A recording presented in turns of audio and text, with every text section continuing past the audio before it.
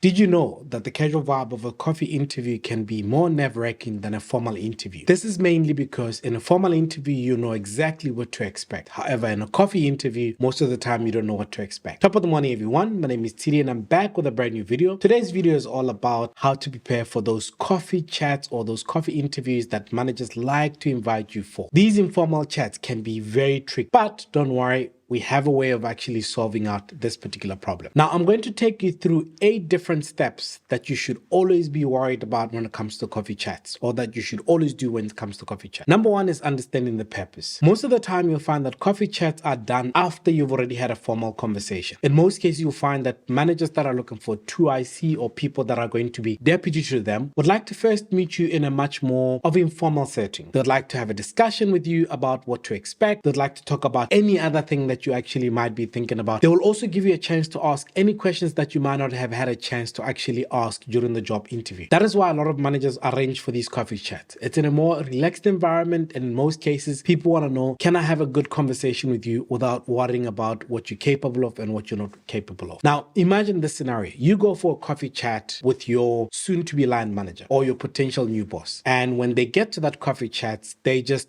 start talking about life. They start talking about what you like to do for fun. They are more casual about everything else. They're talking about what they love to do, soccer. Do you like to run? Do you like to do this? And in most cases, you are there just trying to shoot answers back and forth and answers back and forth. You're not engaging in a conversation. And 99% of the time after that interview, the manager will come back and say, not really the person that I was hoping I would actually find, or not really the person that I was actually going to work with. Because one, they were very rigid. They couldn't even relax. They couldn't even actually open up. They couldn't even tell me anything about themselves that I was actually looking at. So I don't think they'll actually fit into my culture. Now, guess what? Unfortunately, you lost out on an opportunity because you're too worried about what exactly that job interview is all about, and you focus too much on trying to answer the perfect questions. The next thing that people need to worry about is the attire. How do you dress for a coffee job interview? Now, as I mentioned, a coffee job interview is a more relaxed environment. So what you don't want to do, obviously, is to dress up so tightly, wearing a suit and a tie to a point where you get there and you're sweating. However, depending on the company and depending on the culture of that particular company, you need to dress for that with slightly a touch of smart casual. So in most cases, let's say the environment of the company says they're always dressed formal, they're always doing this, they're always doing that. For that particular scenario, there's nothing wrong with just wearing a pair of pants and a nice white shirt, and then that's it. You don't have to wear a tie, you don't have, because it's a coffee chat. It is as if you're actually going to meet with a friend, but in this instance, it's a friend that's holding your job opportunity in their hand. So dress for the job that you actually want. However, make sure that you actually have a bit of a casualness to that, because you also don't want to be too stiff in that job interview. Number 3, be punctual or be on time. There is nothing worse than being invited for a coffee chat, especially if they have asked you what time would work for you, and you say to them, hey, listen, I'll be there at 10, and you are 10, 15, or even 5 minutes late for that particular coffee chat. That doesn't look good. So the advice that we normally give people is make sure that you are there at least 10 to 15 minutes earlier. If that place is a place where you actually might have booked, check if they're booked under their name. If they haven't booked, you can always just go sit and make sure that they inform this person when they arrive that you actually are already there. Number 4, mind your manners. How you treat the waitering staff or how you treat the people that work in that restaurant is also a very telling thing about you and your personality. So please make sure that at any given time, there's always a level of respect for both the people that you're actually speaking to, for the person that is actually in front of you,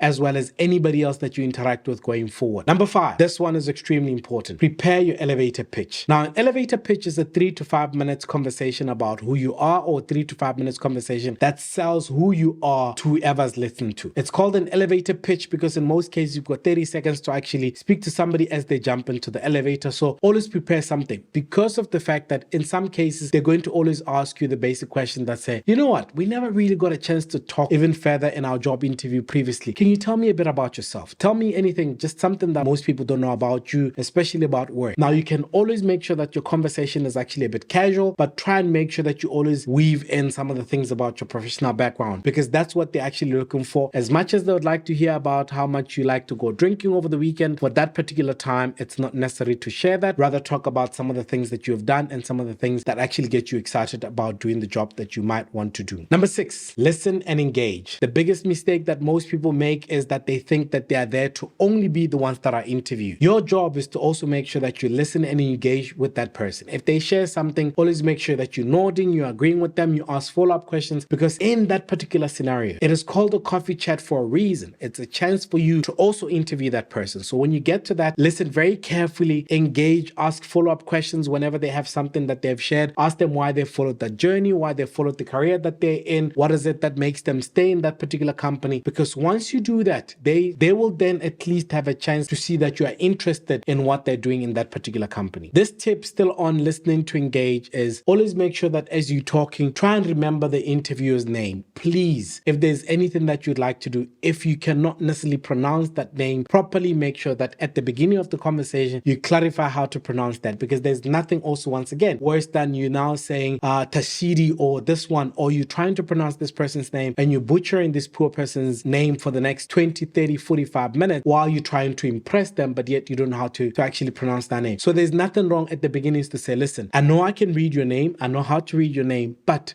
I looked at it and it's a bit more complicated. In our interview, I didn't get a chance to actually fully address it. How do I pronounce your name properly? And then you'll be able to actually do that. Number 7, handle the check or the bill gracefully. Now, one of the things that we always understand is with a coffee chat, the reality is most of the time, whoever is the host is, and in this particular scenario, the person that invited you for that coffee chat, in most cases are the ones that will be willing to pay. If they actually say, okay, cool, let me just solve that, don't worry about that, accept gracefully. Please don't go and fight with them and say, no, but this was more important for me, let me take it up. Sometimes it's okay to take a step back. Once somebody says, I've got this, take a step back and accept gracefully, and then thank them after that. The last thing is follow-up. Now, a follow-up email after a coffee chat is even more important than any other scenario. And in this particular case, with a follow-up email, always mention something that was a big highlight in that conversation in that follow-up email. So send a follow-up email to that person to say, thank you so much for that conversation. I really enjoyed this. And one of the things that I'm now actually even more excited about is XYZ, because as you mentioned in our conversation, is this, that about the company. Make sure that you always highlight 1 or 2 things that stood out for you in that conversation. And you can only do that if you listened and engaged quite well with that particular manager. Handling coffee conversations, it's all about professionalism as well as a relaxed environment. So you should always remember that as much as you'd like to be as stiff as you can, you also are there to try and make sure that you engage with that person. So remember, if you like this video and you like these kind of videos, don't forget to like, don't forget to share, and top of the morning once again. See you in the next video. Peace.